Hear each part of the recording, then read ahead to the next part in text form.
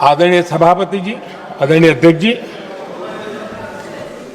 10 मई को भारत ने ऑपरेशन सिंदूर के तहत हो रहे एक्शन को रोकने की घोषणा की।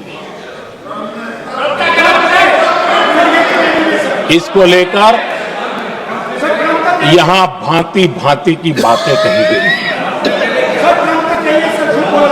ये वही प्रोपेगेंडा है जो सीमा पार से फैलाया गया है। कुछ लोग सेना द्वारा दिए गए तथ्यों की जगह पाकिस्तान के झूठ प्रचार को आगे बढ़ाने में जुटे हुए हैं।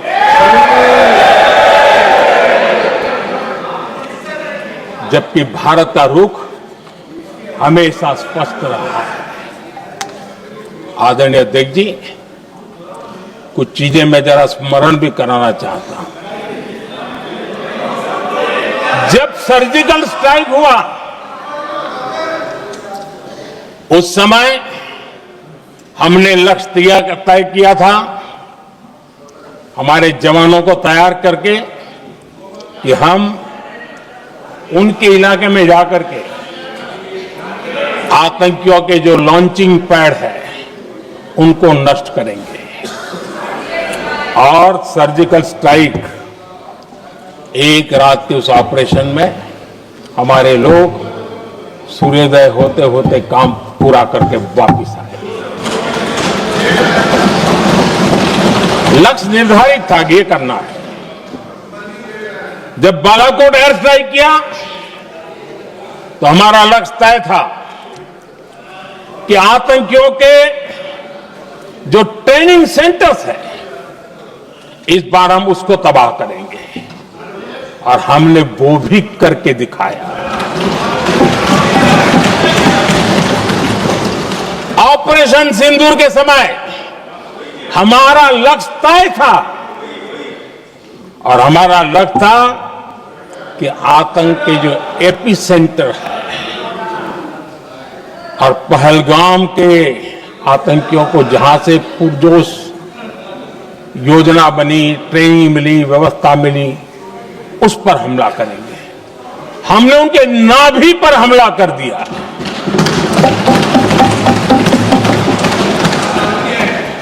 जहां पहलगाम के आतंकियों का रिक्रूटमेंट हुआ, ट्रेनिंग होती थी, फंडिंग होता था, उन्हें टेक्निकल सपोर्ट मिलता था, शस्त्र सरंजाम मिलता था, उस जगह को आइडेंटिफाई किया और हमने सटीक तरीके से ऑपरेशन सिंदूर के तहत आतंकियों की नाभि पे प्रहार कर दिया। और आदरणीय अध्यक्ष जी, इस बार भी हमारी सेना ने 100% लक्ष्यों को हासिल करके देश के सामर्थ्य का परिचय दिया।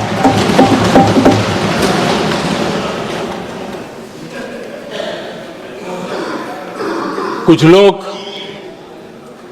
जानबूझ करके कुछ चीजें भूलने में इंटरेस्टेड होते हैं। देश भूलता नहीं है, देश को याद है।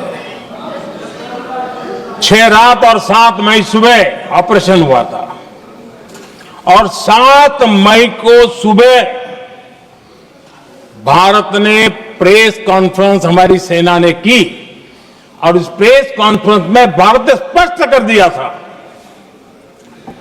और पहले दिन से क्लियर था कि हमारा लक्ष्य है आतंकियों के आका, आतंकियों की जो व्यवस्थाएं जहां से होती है वो, और उनके अड्डे, उनको हम ध्वस्त करना चाहते थे। और हमने प्रेस कॉन्फ्रेंस में कह दिया था, हमने हमारा काम कर दिया है, हमने जो तय किया था पूरा कर दिया है। और इसलिए 6-7 मई को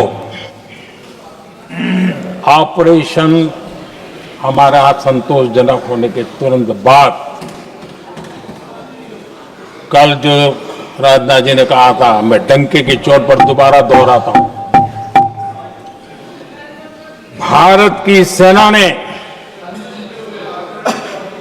पाकिस्तान की सेना को चंद मिनटों में बता दिया कि हमारा ये लक्ष्य था, हमने ये लक्ष्य पूरा कर दिया है, ताकि उनको पता चले और हमें भी पता चले कि उनके दिल दिमाग में क्या चलता है।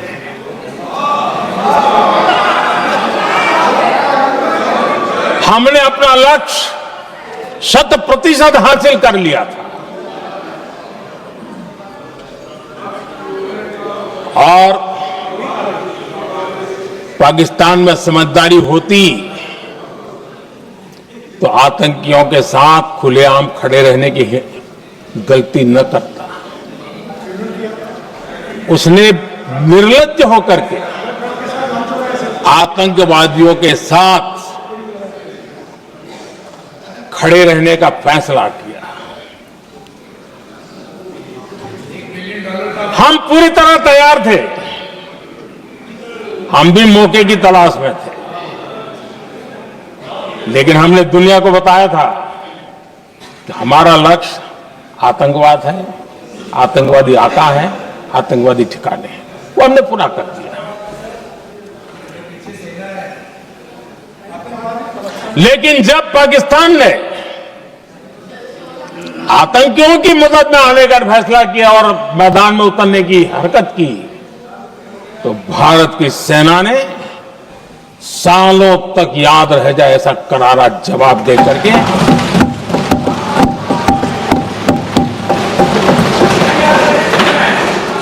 9 मई की मध्यरात्रि और 10 मई की एक प्रकार से सुबह हमारी मिसाइलें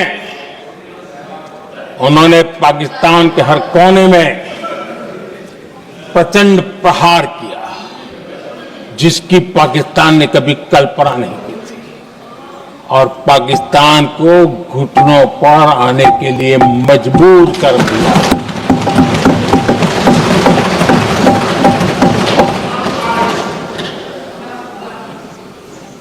और आपने टीवी में भी देखा है, वहां से क्या बयान आते थे। पाकिस्तान के लोग, अरे मैं तो स्विमिंग पूल में नहा रहा था, कोई कह रहा था मैं तो दफ्तर जाने की तैयारी कर रहा था, हम कुछ सोचे पहले तो भारत ने तो हमला कर दिया। ये पाकिस्तान के लोगों के बयान है और देश ने देखे हैं। स्विमिंग पूल में नहा रहा था।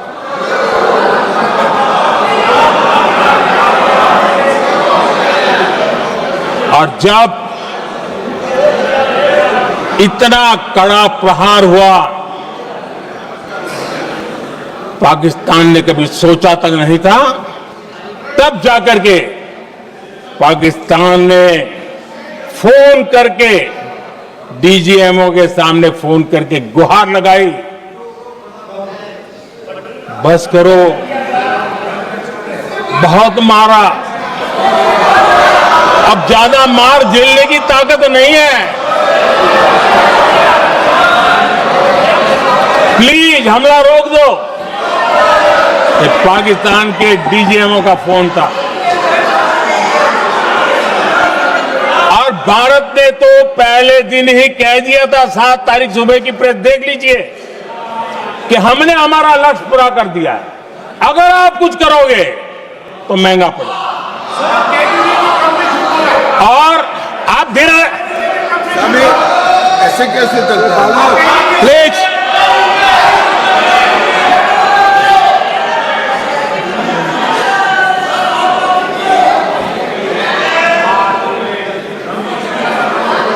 मैं आज दोबारा कह रहा हूं, ये भारत की स्पष्ट नीति थी, सुविचारित नीति थी, सेना के साथ मिलकर के तय की हुई नीति थी और वे ये थी कि हम आतंक, उनके आका, उनके ठिकाने, ये हमारा लक्ष्य है।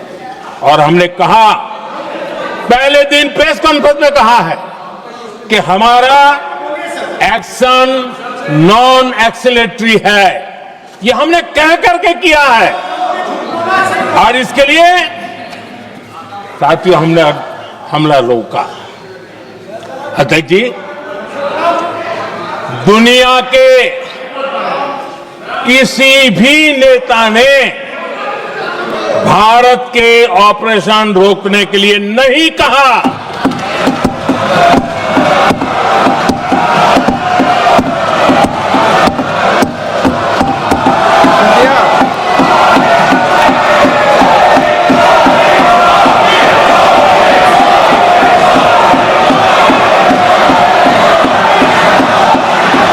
उसी दौरान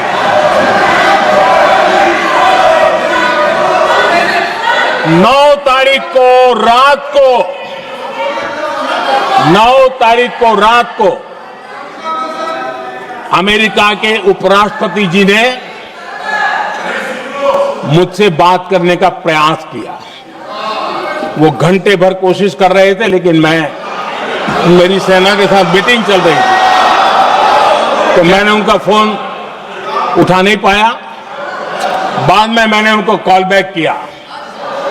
मैंने कहा कि आपका फोन था, 3-4 बार आपका फोन आ गया, क्या है? तो अमेरिका के उपराष्ट्रपति जी ने मुझे फोन पे बताया कि पाकिस्तान बहुत बड़ा हमला करने वाला है। ये उन्होंने मुझे बताया। मेरा जो जवाब था, जिनको समझ नहीं आता है उनको तो नहीं आएगा।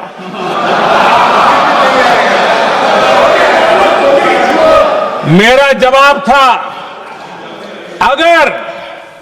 अगर पाकिस्तान का ये इरादा है तो उसे बहुत महंगा पड़ेगा। ये मैंने अमेरिका के उपराष्ट्रपति को कहा।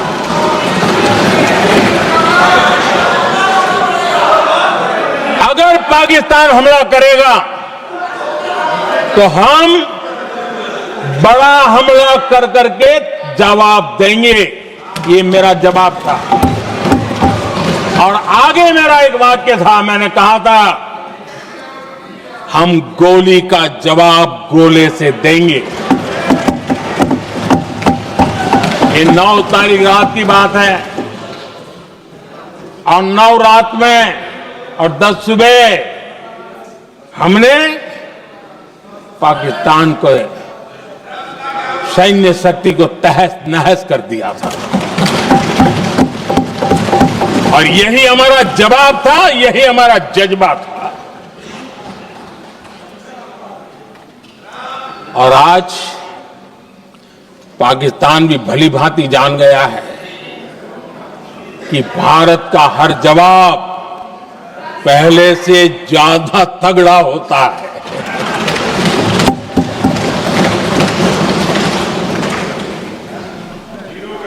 उसे यह भी पता है कि अगर भविष्य में नौबत आई तो भारत आगे कुछ भी कर सकता है। और इसलिए मैं फिर से लोकतंत्र के इस मंदिर में दोहराना चाहता हूं, ऑपरेशन सिंदूर जारी है।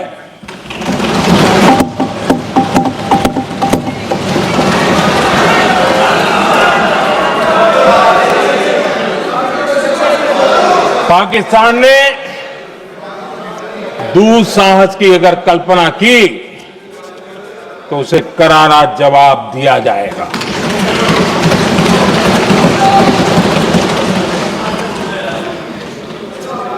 आदरणीय अध्यक्ष जी, आज का भारत आत्मविश्वास से भरा हुआ है। आज का भारत आत्मनिर्भरता के मंत्र को लेकर के पूरी शक्ति के साथ तेज गति से आगे बढ़ रहा है। देश देख रहा है भारत आत्मनिर्भर बनता जा रहा है।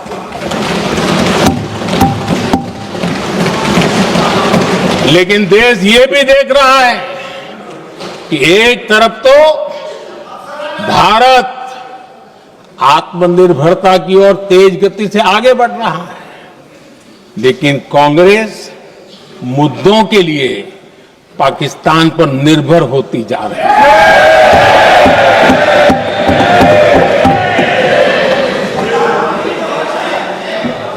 मैं आज पूरा दिन देख रहा था, जो 16 घंटे से जो चर्चा चल रही है, दुर्भाग्य से। प्लीज बैठिए, सब जवाब दे दिया आपका, आप सुनते नहीं, सबका जवाब दे दिया, प्लीज। हाँ, दुर्भाग्य से सुनिए जवाब। कांग्रेस को पाकिस्तान के मुद्दे इंपोर्ट करने पड़ रहे हैं।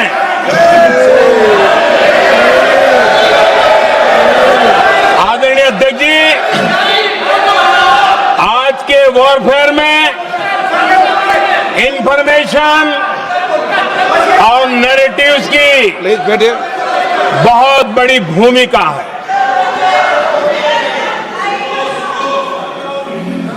नैरेटिव घड़ करके, एआई का भी भरपूर उपयोग करके सेनाओं के मनोबल को कमजोर करने के खेल भी खेले जाते हैं। जनता के अंदर अविश्वास पैदा करने के भी भरपूर प्रयास होते हैं।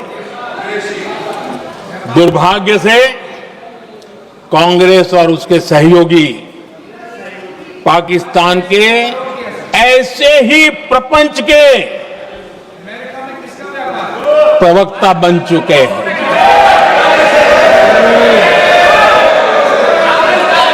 आदरणीय अध्यक्ष जी, देश की सेना ने, आदरणीय अध्यक्ष जी, ये तरीका है देश आपका? की सेना ने, बैठिए बैठिए। देश की सेना ने सर्जिकल स्ट्राइक की।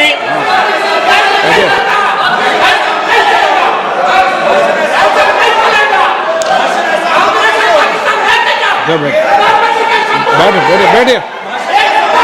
आदरणीय अध्यक्ष जी, देश की सेना ने सफलतापूर्वक सर्जिकल स्ट्राइक की तो तुरंत कांग्रेस वालों ने सेना से सबूत मांगे थे, लेकिन जब उन्होंने देश का मूड देखा, देश का मिजाज देखा, तो सुर उनके बदलने लगे और बदल करके क्या कहने लगे। कांग्रेस के लोगों ने कहा, ये सर्जिकल स्ट्राइक क्या बड़ी बात है, ये तो हमने भी की थी। एक ने कहा 3 सर्जिकल स्ट्राइक की थी, दूसरे ने कहा 6 सर्जिकल स्ट्राइक की थी, तीसरे ने कहा 15 सर्जिकल स्ट्राइक की थी। जितना बड़ा नेता उतना बड़ा आंकड़ा चल रहा था।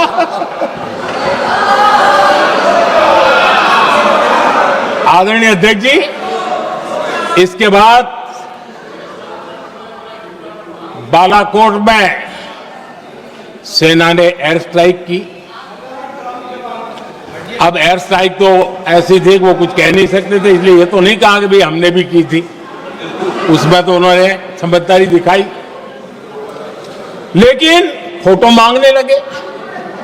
एयर स्ट्राइक हुई तो फोटो दिखाओ, क्या कहां गिरा, क्या तोड़ा, कितना तोड़ा, कितने मरे, बस यही पूछते रहे। पाकिस्तान भी यही पूछता था, ये भी यही पूछते थे। इतना ही नहीं, आदरणीय अध्यक्ष जी, जब पायलट अभिनंदन पकड़े गए तो पाकिस्तान में तो खुशी का माहौल होना स्वाभाविक था कि उनके हाथ में भारतीय सेना का एक पायलट उनके हाथ लगा था।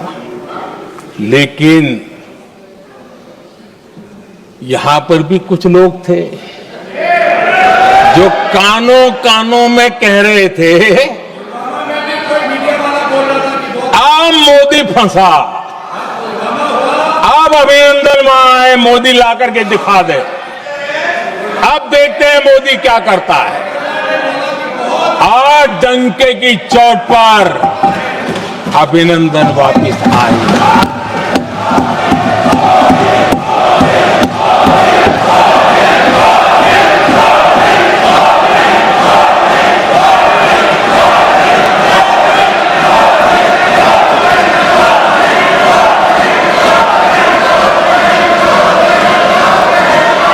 अभिनंदन को ले आए तो इनकी बोलती बंद हो गई।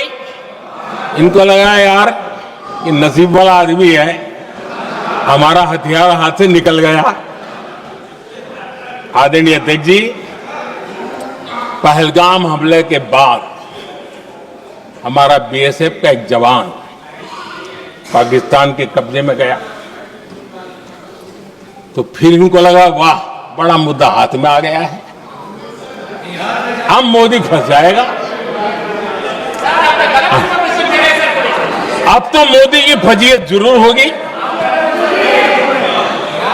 और उनकी इकोसिस्टम ने सोशल मीडिया में बहुत सारी कथाएं वायरल की कि ये बीएसएफ के जवान का क्या होगा, उसके परिवार का क्या होगा, ये वापस आएगा, कब आएगा, कैसे आएगा, न जाने क्या क्या चला दिया। आदरणीय अध्यक्ष जी, बीएसएफ का वो जवान भी आन बान शान के साथ वापस आया।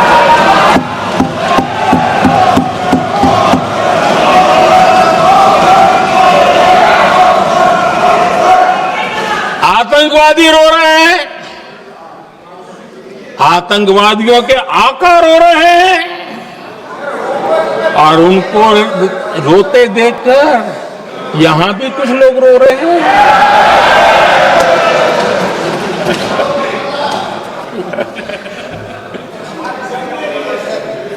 अब देखिए सर्जिकल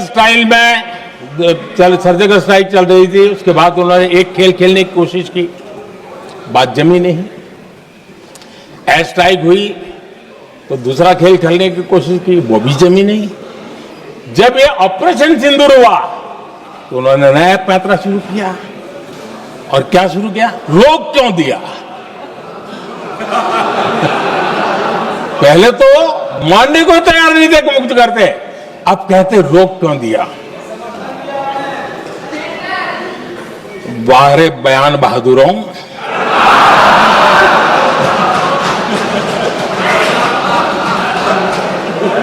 आपको विरोध का कोई न कोई बहाना चाहिए और इसलिए सिर्फ मैं नहीं, पूरा देश आप पर हंस रहा है।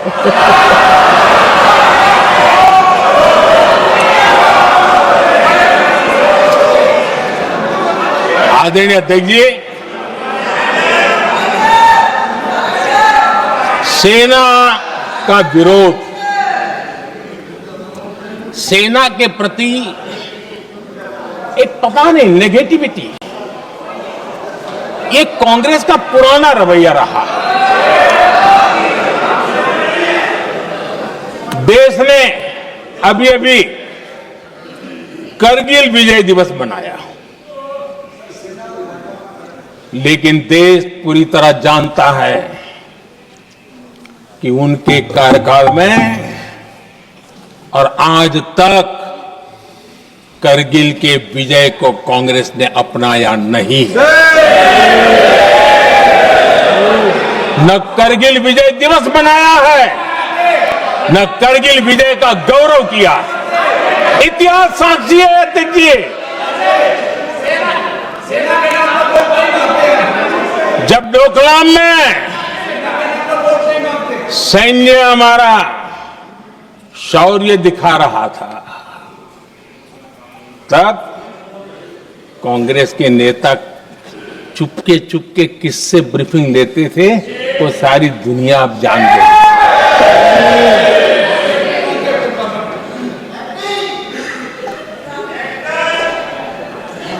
निकाल दीजिए पाकिस्तान के सारे बयान और यहां हमारा विरोध करने वाले लोगों के बयान फुल स्टॉप कॉमा के साथ एक है। क्या कहेंगे इसको? और बुरा लगता है सच बोलते हैं तो। पाकिस्तान के साथ सुर में सुर मिला दिया जाता है। आदरणीय अध्यक्ष जी, देश हैरान है। कांग्रेस ने पाकिस्तान को क्लीन चिट दे दी है।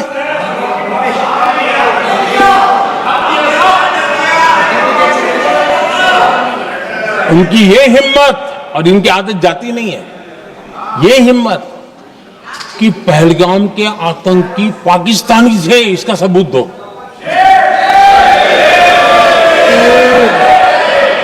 क्या कह रहे हो तुम लोग? तो कौन सा तरीका है? और यही मांग पाकिस्तान कर रहा है जो कांग्रेस कर रही है। और आदरणीय अध्यक्ष जी, आज जब सबूतों की कोई कमी नहीं है, सब कुछ आंखों के सामने दिखता है, तब ये हालत है। अगर ये सबूत ना होते तो क्या करती है लोग, आप बताइए। आदरणीय अध्यक्ष जी,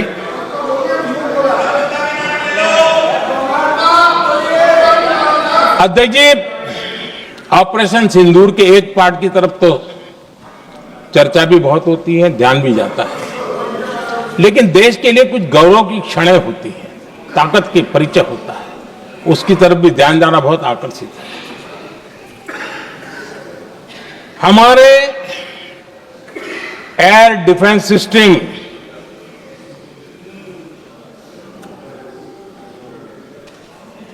दुनिया में इसकी चर्चा है।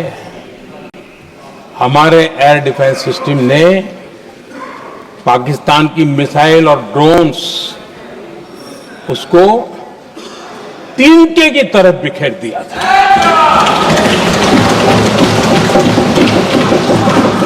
आदरणीय अध्यक्ष जी, मैं एक आंकड़ा आज बताना चाहता हूं, पूरा देश गर्व से भर जाएगा। कुछ लोगों का क्या होगा मैं नहीं जानता, पूरा देश गर्व से भर जाएगा। 9 मई को पाकिस्तान ने करीब 1000 मिसाइलों और आर्म ड्रोन्स के भारत पर बहुत बड़ा हमला करने की कोशिश की। 1000 ये मिसाइलें भारत के किसी भी हिस्से पर गिरती तो वहां भयंकर तबाही मचती, लेकिन 1000 मिसाइल्स और ड्रोन्स को भारत ने आसमान में ही चूर चूर कर दिया।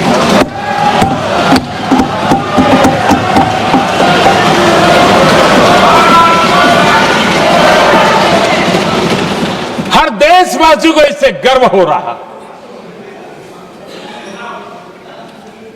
लेकिन जैसे कांग्रेस के लोग इंतजार कर रहे थे, कुछ तो गड़बड़ होगी यार, मोदी मरेगा, कहीं तो फंसेगा।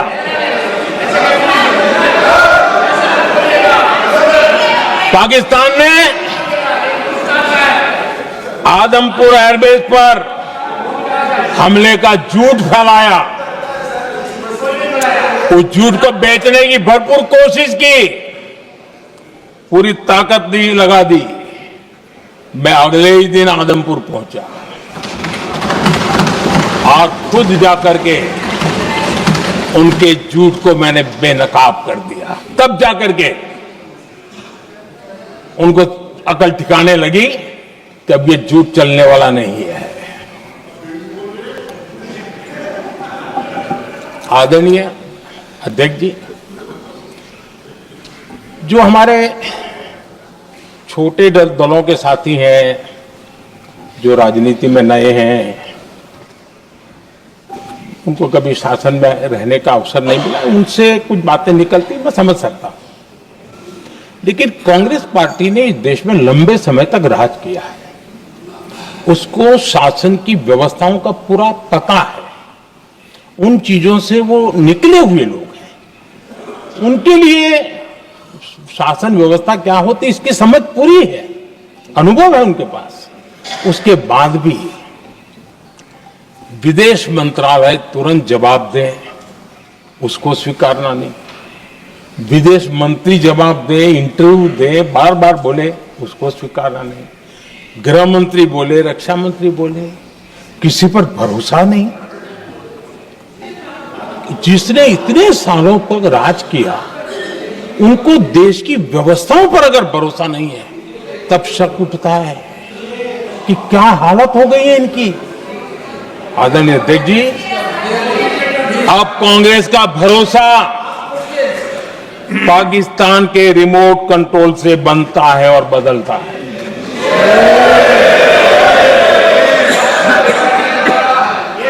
आदरणीय अध्यक्ष जी, एक बिल्कुल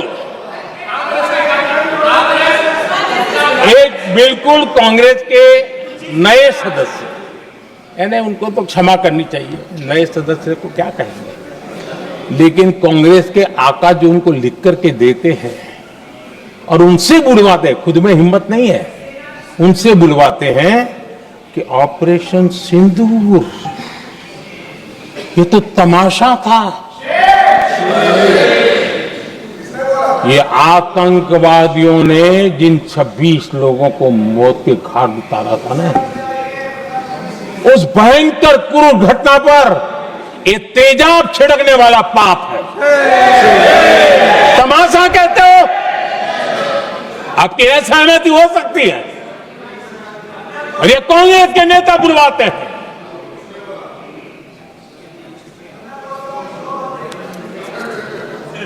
आदरणीय अध्यक्ष जी, पहलगाम के हमलावरों को कल हमारे सुरक्षा बलों ने ऑपरेशन महादेव करके अपने अंजाम तक पहुंचाया।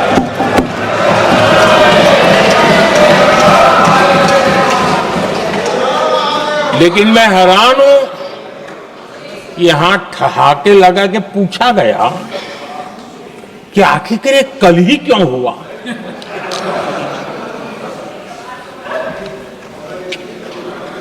अब ये क्या हो गया है, मुझे समझ नहीं आ रहा है। क्या ये ऑपरेशन के लिए कोई सावन महीने का सोमवार ढूंढा गया था क्या?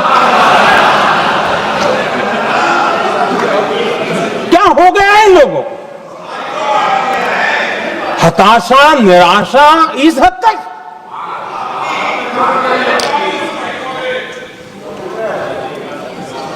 और देखिए मजा, पिछले कई सप्ताह से हाँ ऑपरेशन सिंदूर हो गया तो ठीक है, पहलगाम के आतंकियों का क्या हुआ, पहलगाम के आतंकियों का अब हुआ तो कल क्यों हुआ?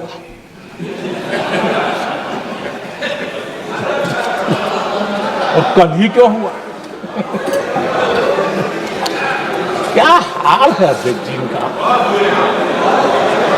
आदरणीय अध्यक्ष जी,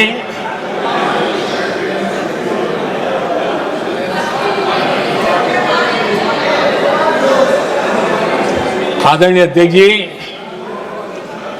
शास्त्रों में कहा गया है, हमारे शास्त्रों में कहा गया है, शस्त्रेण रक्षिते राष्ट्रे, शस्त्रेण रक्षिते राष्ट्रे शास्त्र चर्चा प्रवर्तते। अर्थात जब राष्ट्र शस्त्र से सुरक्षित होते हैं, तभी वहां शास्त्र की, ज्ञान की चर्चाएं जन्म ले पाती है। जब सीमा पर सेनाएं मजबूत होती है, तभी लोकतंत्र प्रखर होता है। आदरणीय अध्यक्ष जी,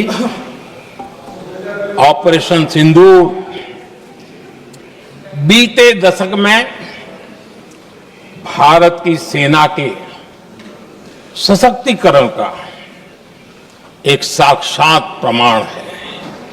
ऐसे ही नहीं हुआ है। कांग्रेस के शासन के दौरान सेनाओं को आत्मनिर्भर बनाने के संबंध में सोचा तक नहीं जाता था। आज भी आत्मनिर्भर शब्द की मजाक उड़ाई जाती है। वैसे वो महात्मा गांधी से आया हुआ है, लेकिन आज भी मजाक उड़ाई जाती है। हर रक्षा सौदे में कांग्रेस अपने मौके खोजती रहती थी।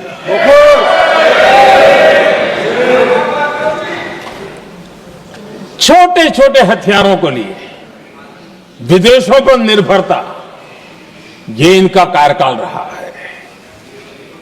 Bullet proof jacket, night vision camera तक नहीं होते थे, और लंबा लिस्ट है। जीप से शुरू होता है, बफोर, हेलीकॉप्टर, हर चीज के साथ घोटाला जुड़ा हुआ है।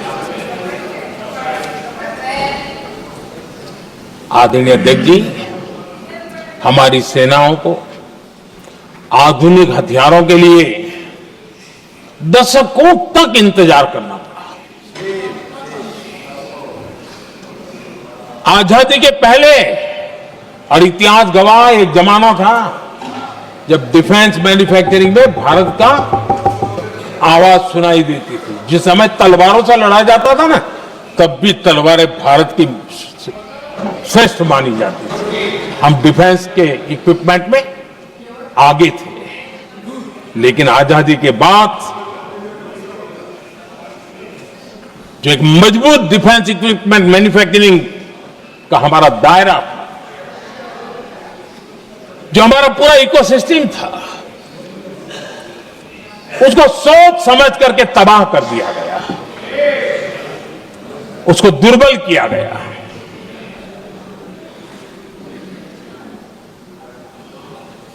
रिसर्च और मैन्युफैक्चरिंग के लिए रास्ते बंद कर दिए गए।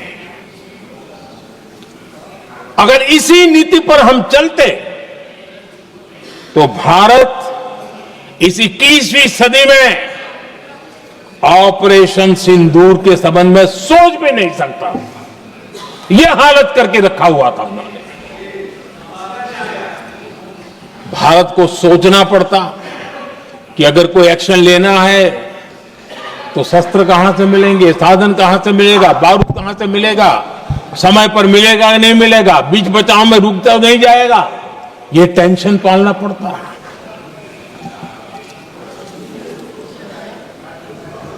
आदरणीय अध्यक्ष जी, बीते एक दशक में मेक इन इंडिया हथियार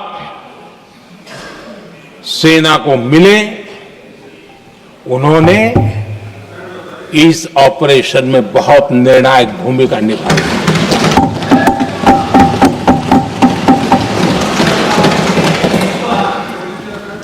आदरणीय अध्यक्ष जी,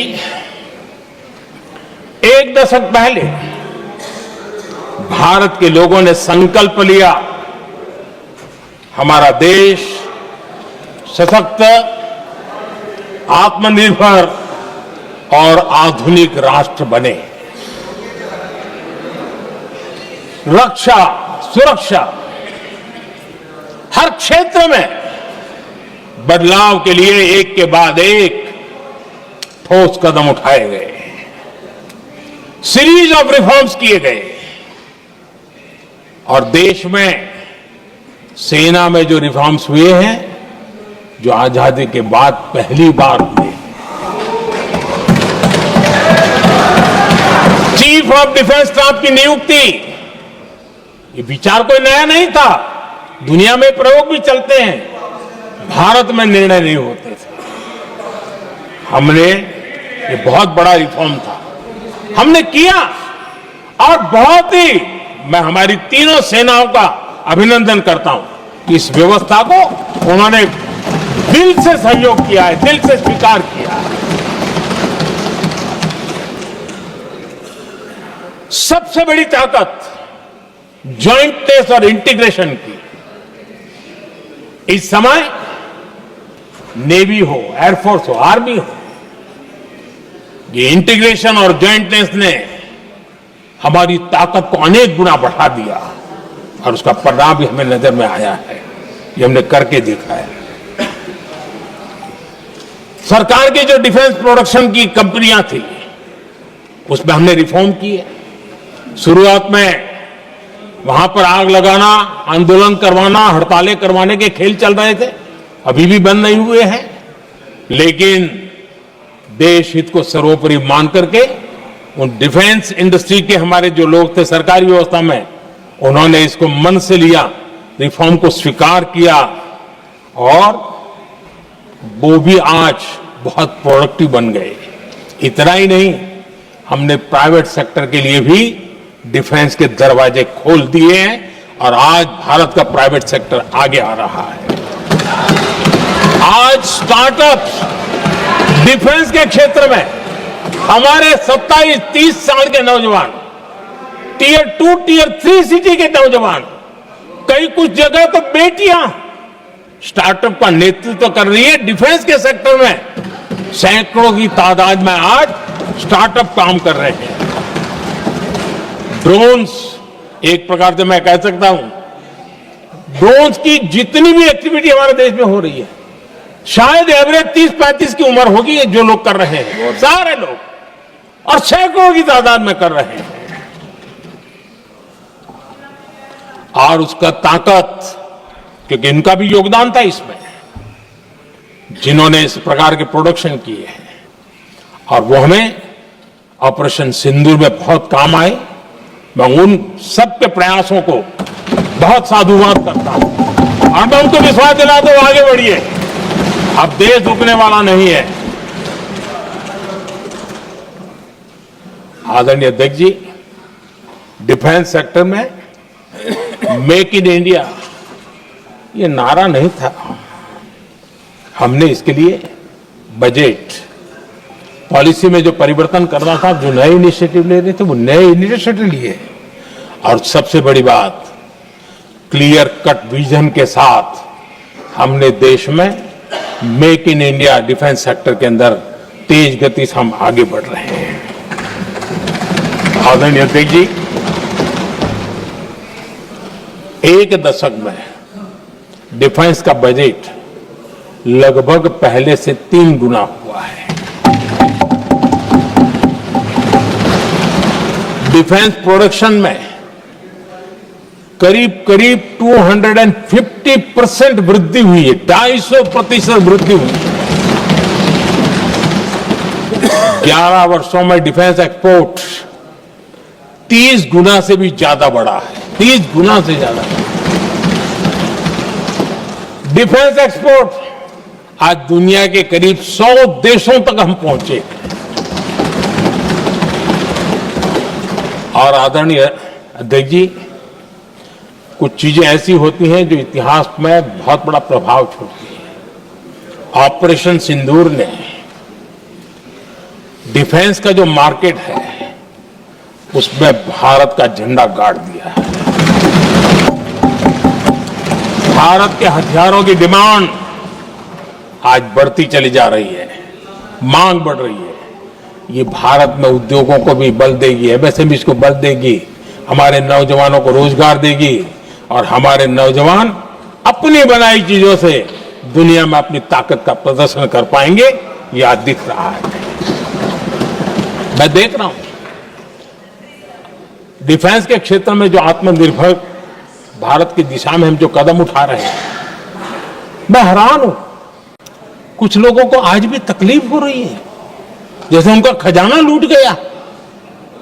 ये कौन सी मानसिकता है?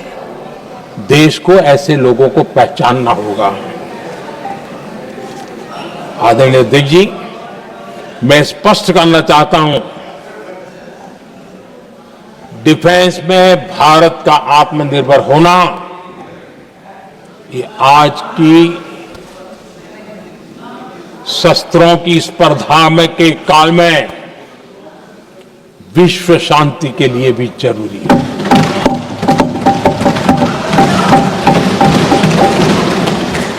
मैं पहले भी कह चुका हूं, भारत युद्ध का नहीं, बुद्ध का देश है। हम समृद्धि, शांति चाहते हैं, लेकिन हम ये कभी न भूले कि समृद्धि का और शांति का रास्ता शक्ति से ही गुजरता है।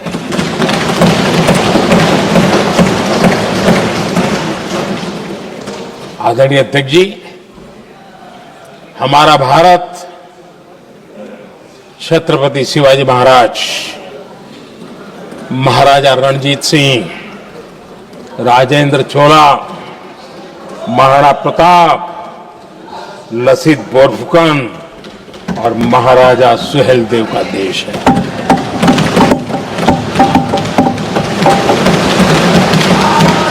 आदरणीय अध्यक्ष जी, हम विकास और शांति के लिए सामरिक सामर्थ्य पर भी फोकस करते हैं। आदरणीय अध्यक्ष जी,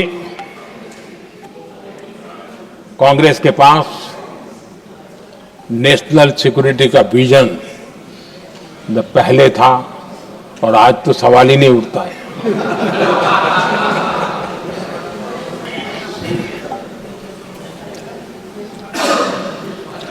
कांग्रेस ने हमेशा नेशनल सिक्योरिटी पर समझौता किया।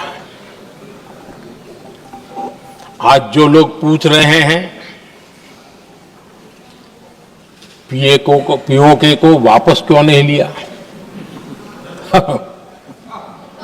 वैसे ये सवाल मुझे ही पूछ सकते हैं और किसको पूछ सकते हैं।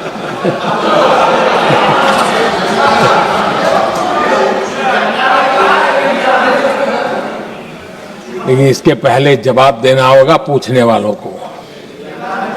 किसकी सरकार ने पीओके पर पाकिस्तान को कब्जा करने का अवसर दिया? जवाब साफ है, जवाब साफ है। जब भी मैं नेहरू जी की चर्चा करता हूं तो कांग्रेस और उसका पूरा इकोसिस्टम बिलबिला जाता है, पता नहीं क्या है। आदरणीय अध्यक्ष जी, हम एक शेर सुना करते थे, मुझे ज्यादा इसका ज्ञान तो नहीं है लेकिन सुनते थे। लम्हों ने खता की और सदियों ने सजा पाई। आजादी के बाद से ही जो फैसले लिए गए उनकी सजा आज तक देश भुगत रहा है।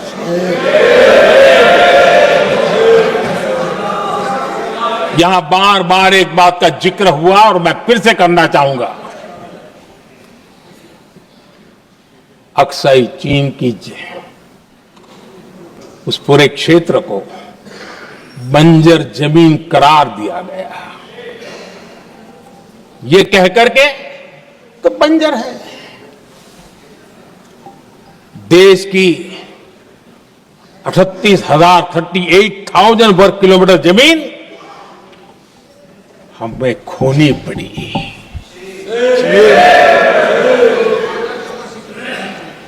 आदरणीय अध्यक्ष जी, मैं जानता हूं मेरी कुछ बातें चुभने वाली है। 1962 और 1963 के बीच कांग्रेस के नेता जम्मू कश्मीर के पूंछ, उरी, नीलम वैली और किशनगंगा को छोड़ देने का प्रस्ताव रख रहे थे। भारत की भूमि, आदरणीय अध्यक्ष जी, और वो भी लाइन ऑफ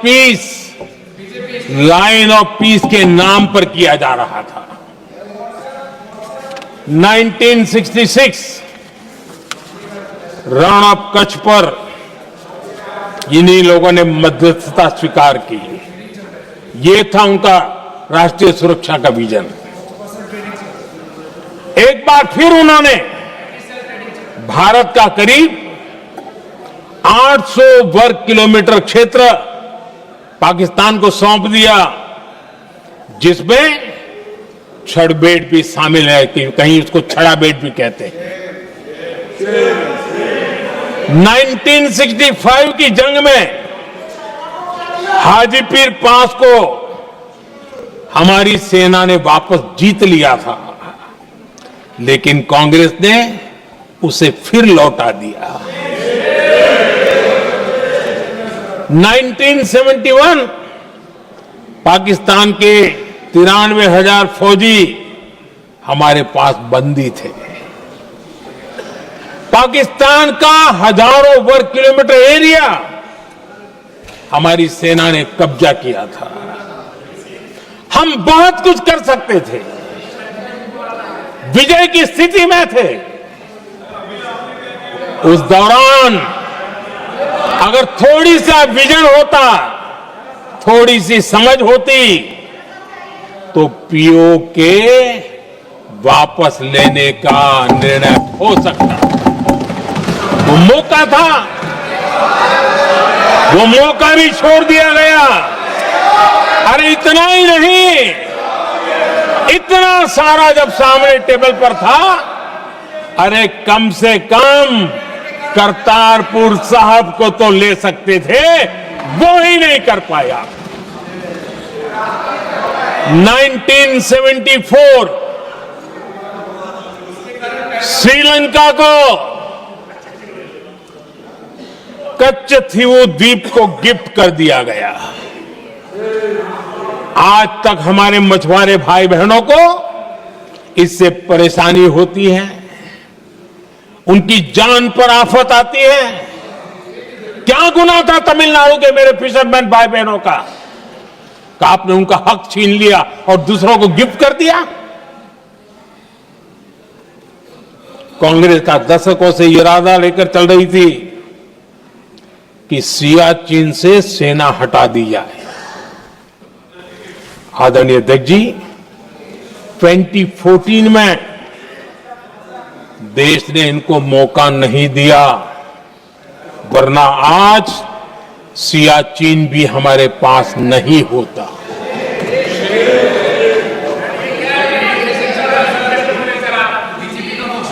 आदरणीय अध्यक्ष जी, आजकल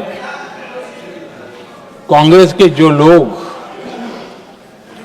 हमें डिप्लोमेसी का पाठ पढ़ा रहे हैं, मैं उन्हें उनकी डिप्लोमेसी याद दिलाना चाहता हूं, ताकि उनको भी कुछ याद रहे, पता चले।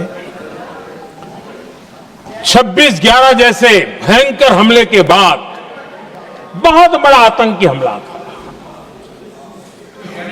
कांग्रेस का पाकिस्तान से प्रेम नहीं रुका। इतनी बड़ी घटना 26/11 की हुई थी।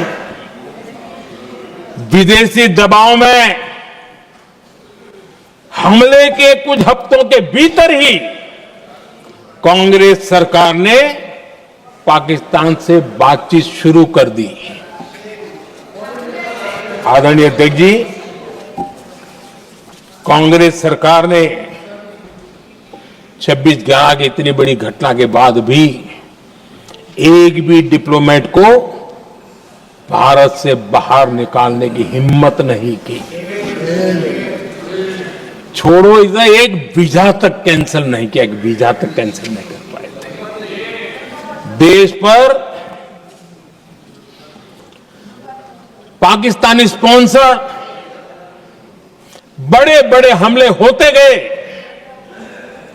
लेकिन यूपीए सरकार ने पाकिस्तान को मोस्ट फेवर्ड नेशन का दर्जा देकर रखा था। वो कभी वापस नहीं लिया था।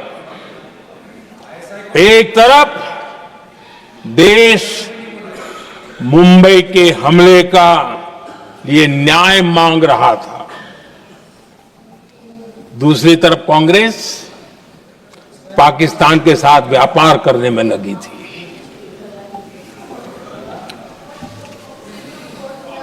पाकिस्तान वहां से खून की होली खेलने वाले आतंकियों को भेजते रहे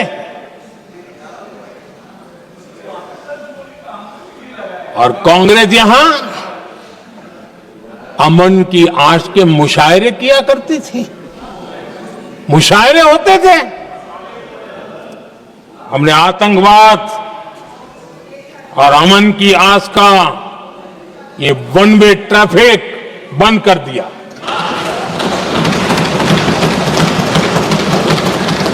हमने पाकिस्तान का MFN का दर्जा रद्द किया, वीजा बंद किया। हमने अटारी वाघा बॉर्डर को बंद कर दिया। आदरणीय अध्यक्ष जी,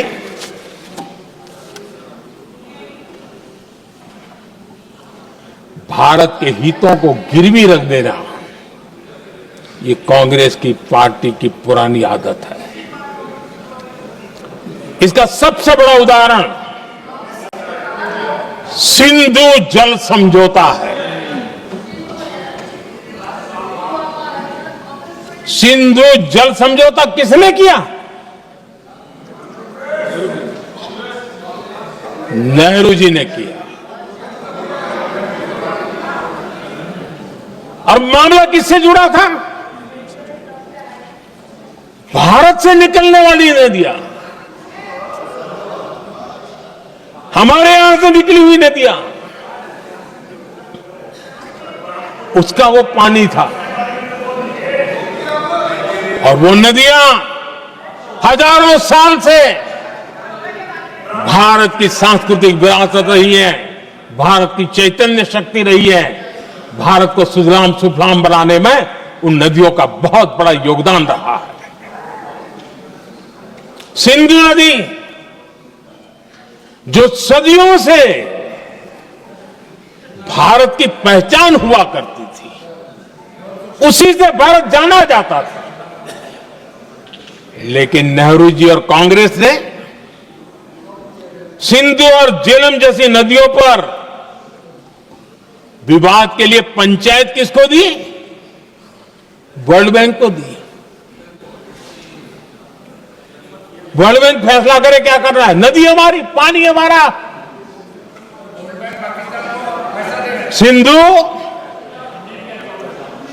सिंधु जल समझौता सीधा सीधा भारत की अस्मिता और भारत के स्वाभिमान के साथ किया गया बहुत बड़ा धोखा था।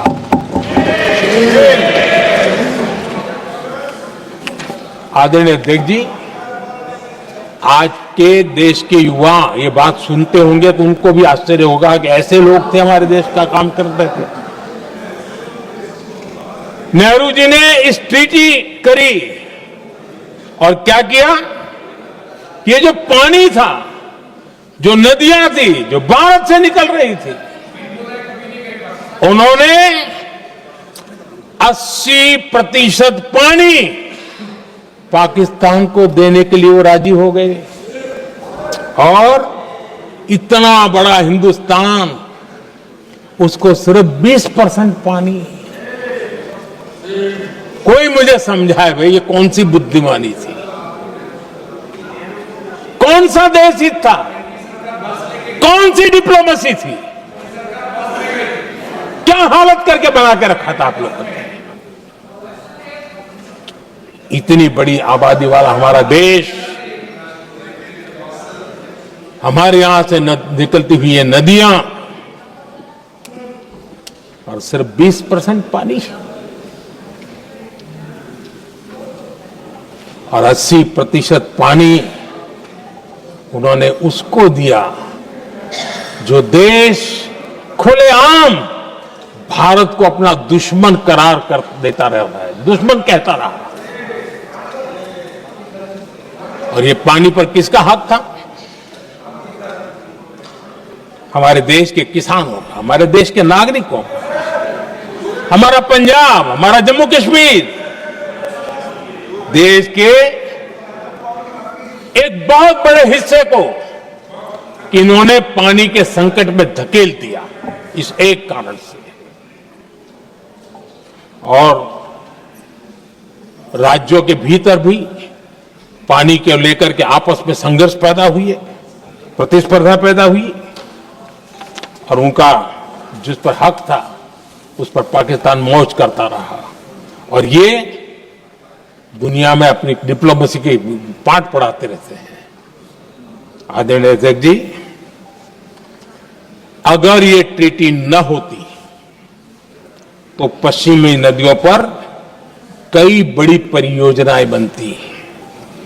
पंजाब, हरियाणा, राजस्थान और दिल्ली, वहां के किसानों को भरपूर पानी मिलता, पीने के पानी की कोई समस्या नहीं रहती। औद्योगिक प्रगति के लिए भारत बिजली बना पाता।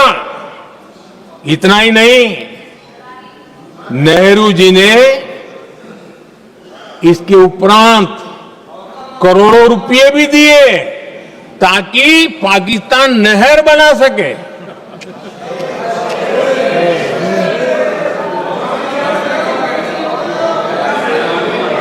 आदरणीय अध्यक्ष जी, इससे भी बड़ी बात, देश चौंक जाएगा।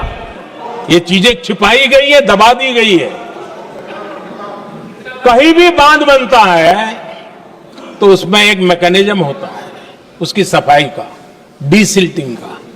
उसमें जो मिट्टी भर जाती है, बाकी घास वगैरह आकर के भर जाता है, तो उसकी कैपेसिटी कम होती है, तो उसकी सफाई के लिए यानी इनबिल्ट व्यवस्था होती है। नेहरू जी ने पाकिस्तान के कहने पर यह शर्त स्वीकार की है कि इन बांध में जो मिट्टी आएगी, कूड़ा कचरा आएगा और बांध भर जाएगा, इसकी सफाई नहीं कर सकते,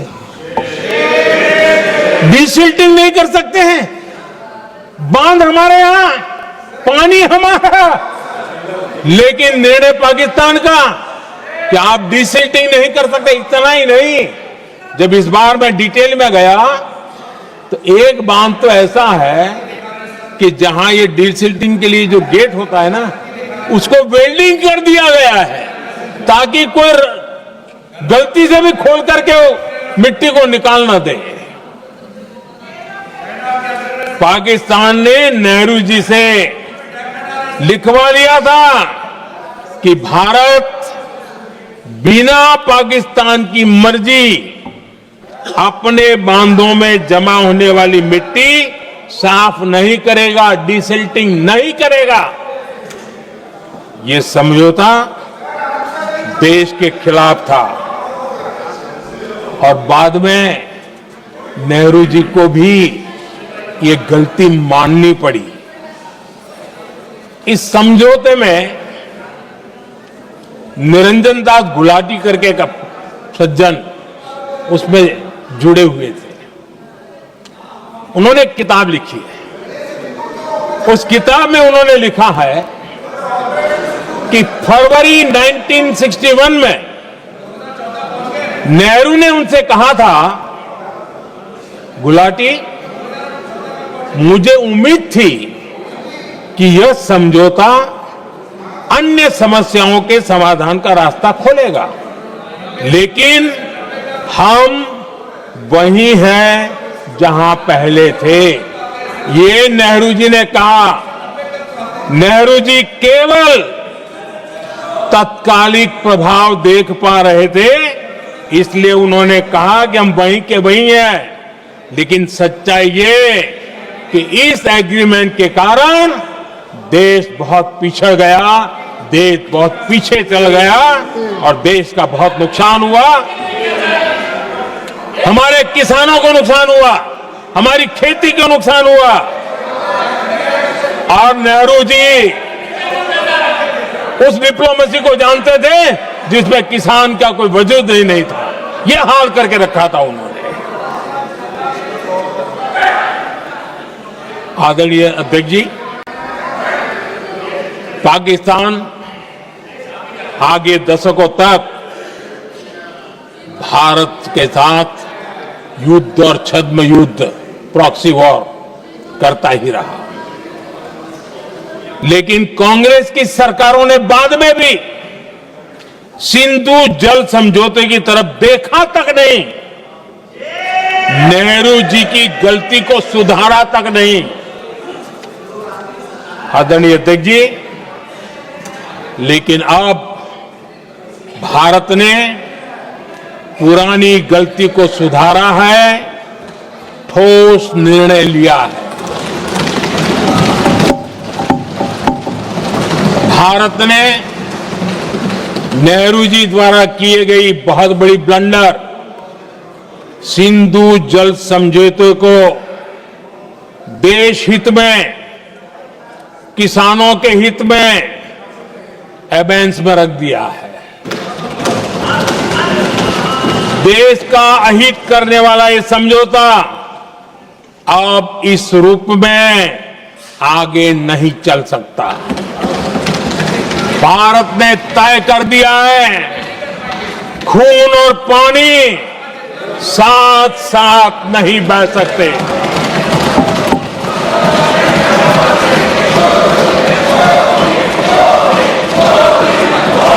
माननीय सदस्य, आप बहुत देर हो गई, आप उपनेता हैं, ये तरीका आप बैठे बैठे टोकते हैं, प्लीज, ये शोभा नहीं देता आपके लिए।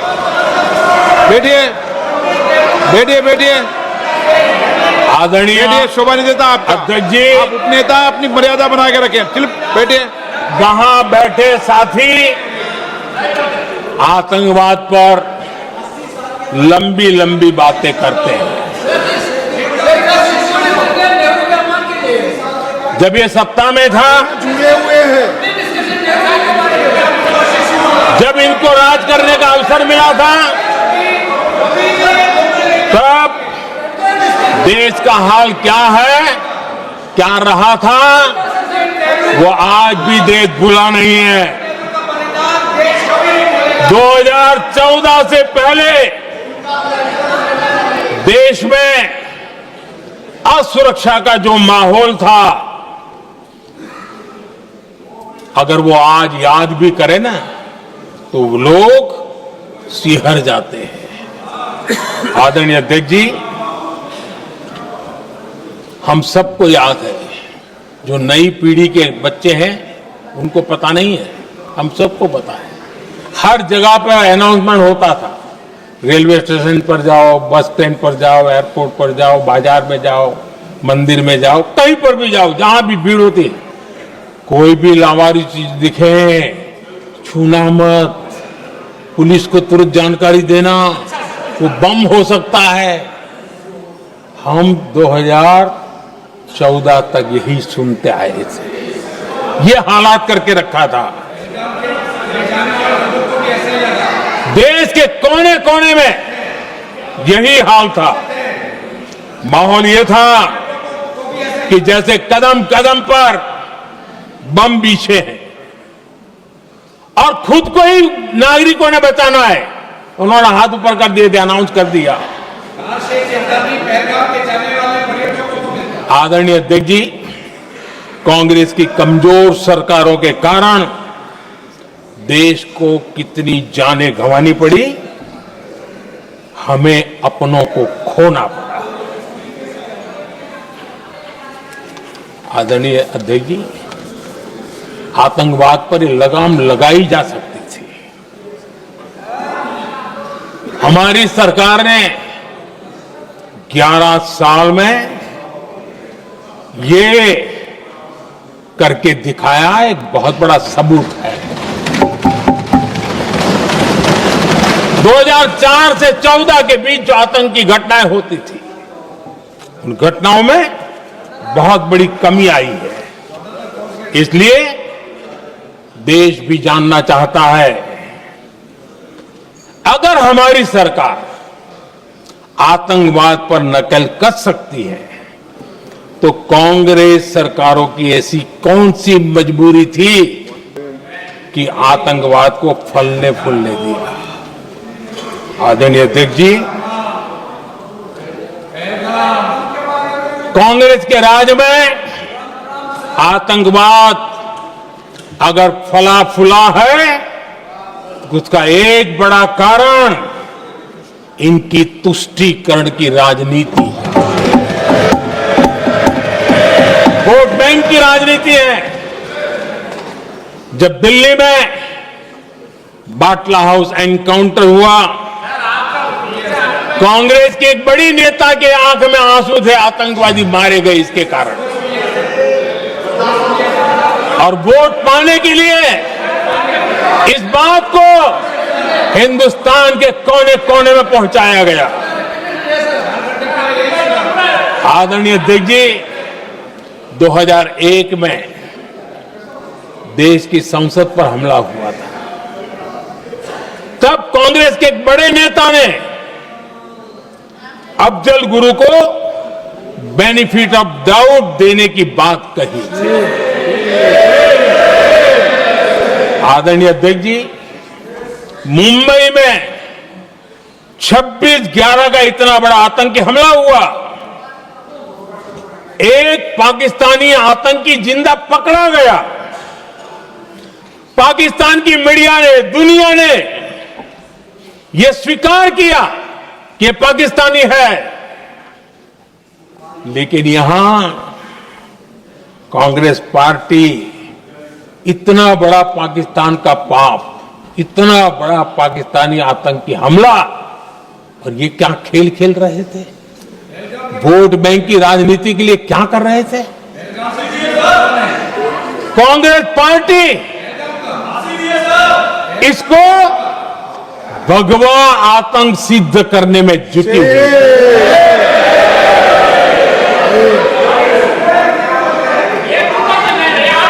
कांग्रेस दुनिया को हिंदू आतंकवाद की थ्योरी बेचने में लगी हुई थी। कांग्रेस के एक नेता ने अमेरिका के बड़े राजनयिक को यहां तक कह दिया था कि लश्कर-ए तोयबा से भी बड़ा खतरा भारत के हिंदू ग्रुप है। यह कहा गया था। तुष्टीकरण के लिए कांग्रेस ने जम्मू कश्मीर में भारत का संविधान, बाबा साहब अंबेडकर का संविधान, उसे जम्मू कश्मीर में पैर नहीं रखने दिए। इन्होंने घुसने नहीं दिया, उसे बाहर रखा। तुष्टीकरण और वोट बैंक की राजनीति के लिए कांग्रेस हमेशा देश की सुरक्षा को बलि चढ़ाती रही। आदरणीय अध्यक्ष जी, तुष्टीकरण के लिए ही कांग्रेस ने आतंकवाद से जुड़े कानूनों को कमजोर किया। गृहमंत्री जी ने आज विस्तार से सदन में कहा है, इसलिए मैं इसको रिपीट करना नहीं चाहता। आदरणीय अध्यक्ष जी, मैंने इस सत्र की शुरुआत में आग्रह किया था, मैंने कहा था कि दल हित में हमारे मत मिले न मिले, दल हित में हमारे मत मिले न मिले, देश हित में हमारे मन जरूर मिलने चाहिए। पहलगाम की विभीषिका ने हमें गहरे घाव दिए हैं, उसने देश को झकझोर दिया है। इसके जवाब में हमने ऑपरेशन सिंदूर किया, तो सेनाओं के पराक्रम ने, हमारे आत्मनिर्भर अभियान ने देश में एक सिंदूर स्पिरिट पैदा किया है।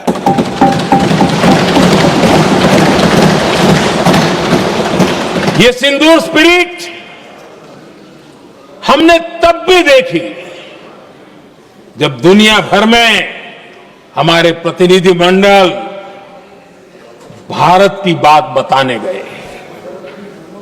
मैं उन सभी साथियों को बहुत बहुत बधाई देता हूं। आपने बहुत ही प्रभावी ढंग से भारत की बात डंके की चोट पर दुनिया के सामने रखी। लेकिन मुझे दुख इस बात का है, हैरानी भी है, जो खुद को कांग्रेस के बड़े नेता समझते हैं, उनके पेट में दर्द हो रहा है कि भारत का पक्ष दुनिया के सामने क्यों रखा गया। शायद कुछ नेताओं को सदन में बोलने पर भी पाबंदी लगा दी गई। आदरणीय अध्यक्ष जी, इस मानसिकता से बाहर निकलने की जरूरत है। कुछ पंक्तियां मेरे मन में आती हैं, मैं अपने भाव व्यक्त करना चाहता हूं। आदरणीय अध्यक्ष जी, करो चर्चा और इतनी करो, करो चर्चा और इतनी करो कि दुश्मन दहशत से दहल उठे, दुश्मन दहशत से दहल उठे। रहे ध्यान बस इतना ही, रहे ध्यान बस इतना ही, मान सिंदूर और सेना का प्रश्नों में भी अटल रहे। हमला मां भारती पर हुआ अगर, तो प्रचंड प्रहार करना होगा। दुश्मन जहां भी बैठा हो, हमें भारत के लिए ही जीना होगा। मेरा कांग्रेस के साथियों से आग्रह है कि एक परिवार के दबाव में पाकिस्तान को क्लीन चिट देना बंद कर दें। जो देश की विजय की क्षण है, कांग्रेस उसे देश के उपहास का क्षण न बनाए। कांग्रेस अपनी गलती सुधारें। मैं आज सदन में फिर स्पष्ट करना चाहता हूं, अब भारत आतंकी नर्सरी में ही आतंकियों को मिट्टी में मिलाएगा।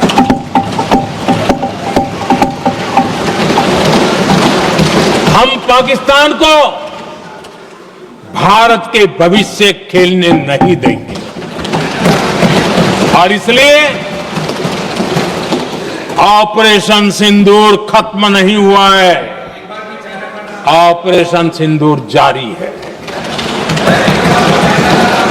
और ये पाकिस्तान के लिए भी नोटिस है, वो जब तक भारत के खिलाफ आतंक का रास्ता रोकेगा नहीं, तब तक भारत एक्शन लेता रहेगा। भारत का भविष्य सुरक्षित और समृद्ध होगा, यही हमारा संकल्प है।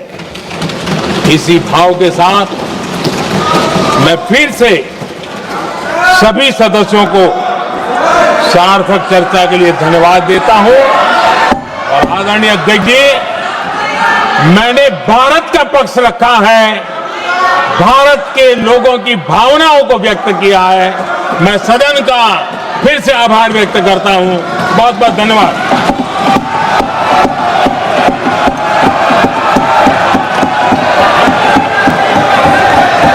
सभा की कार्रवाई बुधवार दिनांक 30 जुलाई 2025 को प्राप्त 11 बजे तक के लिए स्थगित की जाती है।